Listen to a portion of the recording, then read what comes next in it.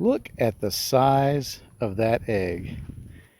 Now I know these are pretty big girls, but that had to be uncomfortable. And every one of these big eggs that we're getting from one of these girls, probably her, they're twins, every one of them, double yolks. And that makes me waver on butchering these girls, but the plan is to butcher them next weekend. It was just too busy this weekend to do it, so next weekend. But that is not what this video is about. This video is about the Layer chicken tractor. And I haven't done it, well, let me rephrase that. You haven't seen a video of the chicken tractor progress from me lately. It's not that I haven't done one, but I had a mess of footage that got corrupted somehow. I've had a lot of trouble lately trying to post to YouTube, from having problems with that to just having bad corrupted footage, and I just don't know what's going on. I mean, I have the best camera gear money can buy, my phone, but I've had trouble. So anyway, this thing is 99% done. I'd hoped to have had it done today, but we had company over for brunch, and just it's been hot and the day just got away from me. And so what I'm going to do is I'm going to show you what I've gotten done since the last video, which for you was so long ago. And I may add in some footage from some of this corrupted stuff, because some of it was just corrupted and some of it just didn't have sound. So I may add in some footage as I speak. But basically, here's the front of it. It is done with the exception of, well, I've got to cut all these ties, but I've got to do this little section here. I've just got to get a piece of chicken wire and basically custom fit that in there. But other than that, I've got the front done. Now, as I've said before, and if you're one of my 5 faithful, you caught this, I'm trying to get away from the wood heavy construction, and I've hit upon this plumber's hanging strap and screw combo, and that's how I'm affixing my chicken wire. Of course, I go in beforehand with a stapler and put the chicken wire up, but then I come back and give it strength with this plumber strapping, and I think it's going to work pretty good. Now, once we get inside here and we're having to affix the chicken wire to the cow panel frame, I've been using plastic ties. Last time I went real heavy on the little hog rings. This time I'm using very few hog rings, because I have found that these plastic ties have held up really well. Hell, they've held up better than the wire. The wire's all rusty and these plastic ties are still here. So that's the route I'm going. So here's the front. It's pretty much done. The lock's laying down there. I'm going to have to build, I'll probably put this lock right here and then build a cheap redneck lock like this one, because this just works so well. I'm sorry, it just does. It's just a piece of crap metal from, I think, a drawer. That's a drawer slide, and I've just got it where I can move it, and I'm sorry, that works. It's been raccoon and possum proof. So anyway, there's that. There's the front. Moving around to one side, and the two sides are different. This side is, on the exterior, is totally chicken wire all the way across. And I have gone back since the last video that you saw and done a second layer of this house wrap. So it's very, at least in this area here, it's very rain proof. And I've done a kind of a weaving so that we've got a sandwich made of house wrap, and then this sun shade, and then more house wrap overlapping. So I feel good about that. I don't feel like hard winds are going to do anything there. So moving around to the back, and you may wonder, why is all this cheap pool stuff from the little blue pool over there laying here?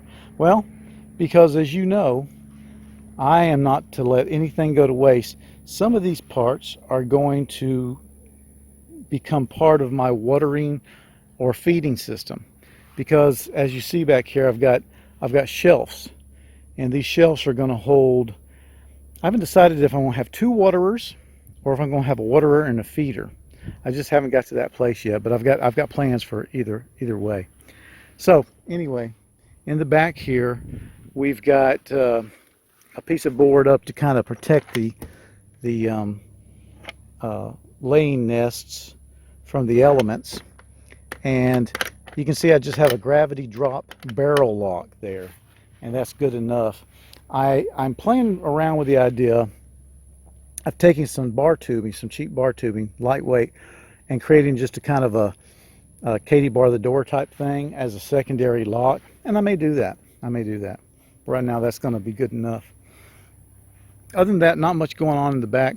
I have created a weather cover for this thing. Haven't really figured out how I'm going to fix it. If it's going to be something I just put up if we know we got storms coming.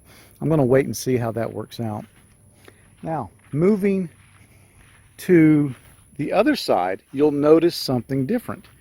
There's a door.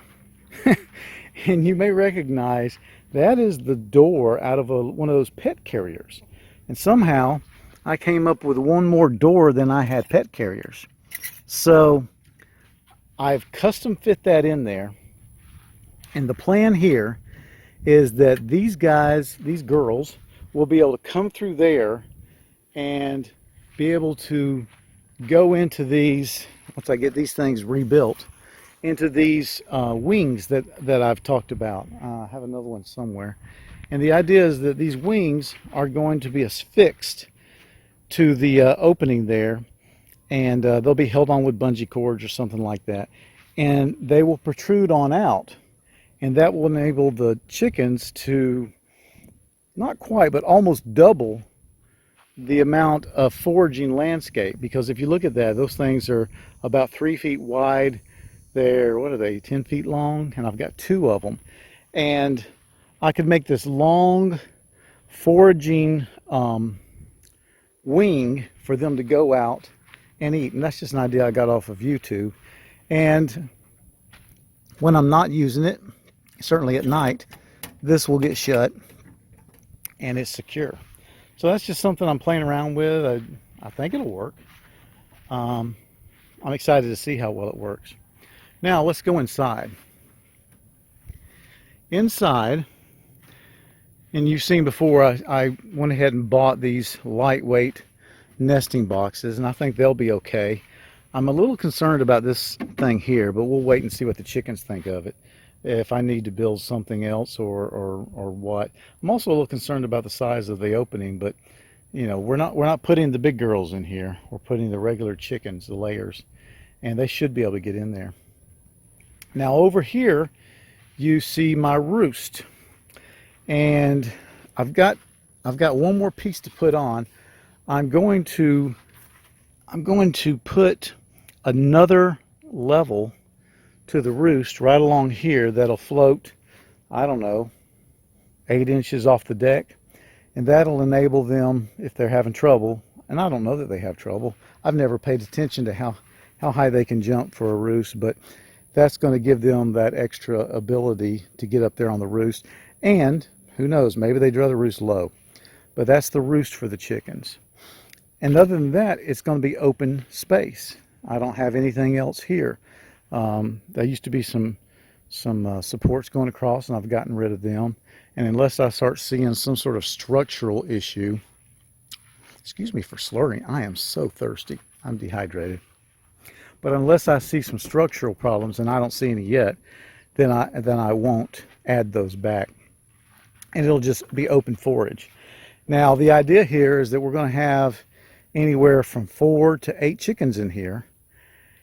And depending on just how dirty it gets, I'll move it every day or every 2 days. I'm just going to let the chickens tell me. And the idea is that we move it, you know, fairly often, and they get new ground to crap on and eat bugs from, and grass from, and just enjoy. Now, I said earlier, I'm still deciding whether to put 2 waterers or a waterer and a feeder. Now, part of what I do when I design a chicken coop is try to make it easy on my wife. I don't mind coming in here. I've got, outdoor tennis shoes and Crocs that I throw on. She doesn't like stepping in chicken crap. Go figure. Wish I'd known that when I married her, but she doesn't. So I like to make it where she doesn't have to come inside. I mean, if she has some scraps, she can open the door and throw them in, but she doesn't have to walk inside. So either there's going to be 2 waterers there that are going to be fed through tubes that you can fill from the outside, or there's going to be a waterer and a feeder. Now, how will I feed them if I put 2 waterers, you might say? Well, I have a choice. Either I can put a feeding station there, build another shelf, or we can go with just hand feeding. We've been doing that recently, and I'm real curious, once they've got all this fresh greenery every day, this new scenery, what their appetite will be for store-bought food. We give them our scraps, so they get some pretty good scraps. But I'm real curious to see how much food they really need. From what we've seen of our chickens, they prefer scraps and they prefer greens and bugs to store-bought food. So I think I'll start out with a waterer and a feeder and just see how much food gets eaten, and also see how much water gets consumed. And if it turns out that they need more water, because they're used to more than 1 waterer right now, but if it turns out they need more water, then I may go with 2 waterers and either build a feeder, and I've thought about a hanging feeder, the kind of the half of a piece of PVC pipe thing. But once again, you have to come in to feed them. Don't really want to make it that way, so not real sure. Still playing with it. But anyway, again, I'm sorry for the delay, but here is the chicken coop, 99% done. Next time you see it, it's going to be populated with chickens, and I'll either have the problems that I have mentioned worked out, or I'll be in the process of finding out what the problems are. So that's that. Thanks for watching. I appreciate you.